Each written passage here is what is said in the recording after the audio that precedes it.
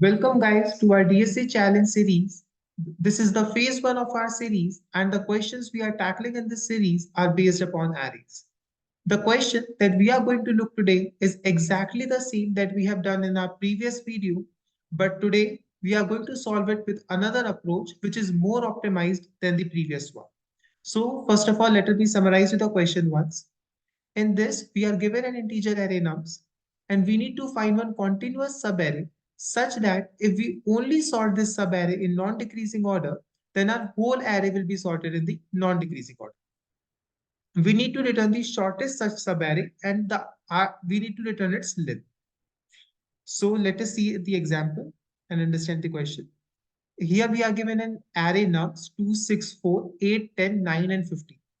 We can clearly see if we sort only this portion, that is 6, 4, 8, 10, and 9, which will after sorting becomes 4, 6, 8, 9, and 10, then our entire array will become sorted, that is 2, 4, 6, 8, 9, 10, 15.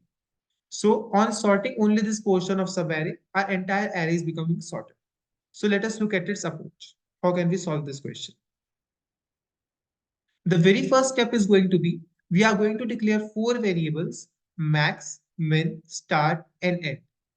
After declaring these variables, we are going to initialize the max with our first element of the array nums, that is nums at the index of 0. And we are going to initialize end with -1. Then we will iterate through the entire vector using the for loop, and we will keep on updating the value of and if this condition is true. The condition is if max is greater than nums at the index of I. This will help us to reach the last index of the R subarray which needs to be sorted. In the similar way, we will initialize the value of min as the last index of our vector nums, that is nums at the index of nums.size -1. And we will initialize start with 0. And we will keep on iterating the entire vector and updating the value of start if the condition is true. The condition is going to be if min is less than nums at the index of I. And this will help us to reach till the index of subarray, the starting index of the subarray. Now we have the starting index of the subarray which needs to be sorted as well as the ending index of the subarray. So to find the length, we can use end minus start plus 1 and we will return this value. That is the length of the subarray which needs to be sorted. Now let us look upon the code. The very first step that we are doing is in line number 4 and 5, we are declaring the variables and max and we are initializing them with the values. We are initializing end with -1 and max with nums at the index of 0. After that, we are iterating through the entire vector using the for loop from the starting till the end. And if the condition, that is max is greater than nums at the index of I, is becoming true, then we are updating the value of n. Otherwise, we are updating the value of max. In this way, the value of and will be found. Then in line number 12 and 13, we are initializing the value of start and min. Start with 0 and min with the last index, that is nums at the index of nums.size -1. We are again iterating through the entire vector, now from the end till the starting.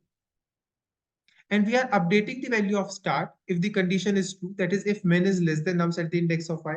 Otherwise, we are updating the value of min with nums at the index of I.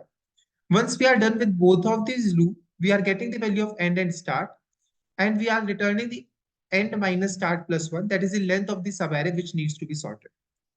Here, the time complexity is big O of n, and space complexity is big O of 1 because we are using the constant space. In our last video, the time complexity was big O of n log n, and the space complexity was big O of n. So this is the most optimized approach of this question. So I hope the question is clear to you all. If yes, don't forget to subscribe to our channel and share it with your friends. Thank you.